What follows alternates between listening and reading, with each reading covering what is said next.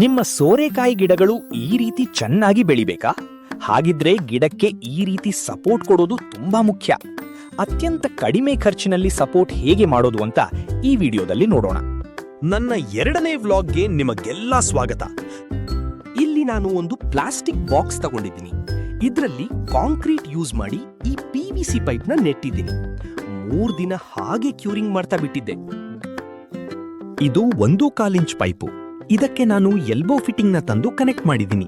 ನಂಗೆ 3 side elbow ಸಿಗ್ಲಿಲ್ಲ, so 2 ಸೈಡ್ದೇ use ಮಾಡಿದ್ದೀನಿ. ಉಳ್ದಿದ್ದು ವೈರ್ ಯೂಸ್ ಮಾಡಿ ಕಟ್ಟಿದ್ದೀನಿ.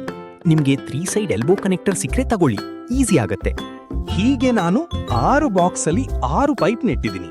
ನೋಡಿ, ಫಸ್ಟ್ 2 ಇಲ್ಲಿ, 2 ಅಲ್ಲಿ, ಮುಂದೆ 2. ಎಲ್ಲ ಸೆಟಪ್ ಆದ್ಮೇಲೆ ಹೀಗ್ ಕಾಣಿಸುತ್ತೆ. ಚೆನ್ನಾಗಿದೆ ಅಲ್ವಾ?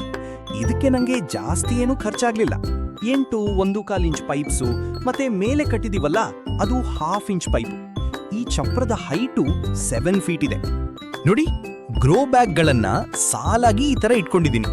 ನಾನು ನನ್ನ ಹಳೆ ವಿಡಿಯೋದಲ್ಲಿ ತೋರಿಸಿದ್ದೀನಿ ಈ ಗಿಡಗಳನ್ನ ಹೇಗೆ ನೆಟ್ಟಿದ್ದೀನಿ ಅಂತ. ಈಗ ಬುಡಕ್ಕೆ ಈ ತರ ದಾರ ಕಟ್ಕೊಂಡಿದ್ದೀನಿ. ನೋಡಿ, ಸ್ವಲ್ಪ ಲೂಸ್ ಆಗಿ ಕಟ್ಕೊಳ್ಳಿ. ಆಮೇಲೆ ಗಿಡನ ನೀಟಾಗಿ ಸುತ್ಕೊಡಿ ದಾರಕ್ಕೆ. ನೋಡಿ ಹೇಗೆ ಹಿಡ್ಕೊಳತ್ತೆ ಬಳ್ಳಿ. ಇದು ನೋಡೋಕೆ ಒಂದು ಖುಷಿ, ಫಸ್ಟ್ ಟೈಮ್ ಆಗಿರೋದ್ರಿಂದ.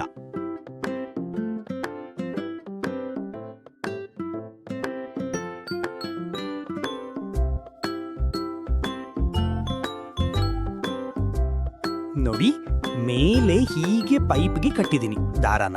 ಹೀಗೆ ಎಲ್ಲ ಗಿಡಕ್ಕೂ ಸಪೋರ್ಟ್ ಕೊಟ್ಟಿದ್ದೀನಿ. ಈ ಒಂದು 5 ಗಿಡ ಡೈರೆಕ್ಟ್ ನೆಲಕ್ಕೆ ಹಾಕಿದ್ದೆ. ಅವೆಷ್ಟು ಚಂದ ಬಡಿದಾವೆ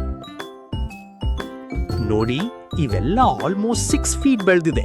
ಇವಾಗೆ 3G ಕಟಿಂಗ್ ಸ್ಟಾರ್ಟ್ ಮಾಡಬೇಕು. ಅದು ನೆಕ್ಸ್ಟ್ ವಿಡಿಯೋದಲ್ಲಿ ಮಾಡೋಣ. ಇವತ್ತಿಗೆ ಇಷ್ಟು. ನಿಮ್ಗೆ ಇದೇನಾದ್ರೂ ಹೆಲ್ಪ್ ಆಗಿದ್ರೆ ಲೈಕ್, ಶೇರ್, ಸಬ್ಸ್ಕ್ರೈಬ್ ಮಾಡೋದು ಮರಿಬೇಡಿ.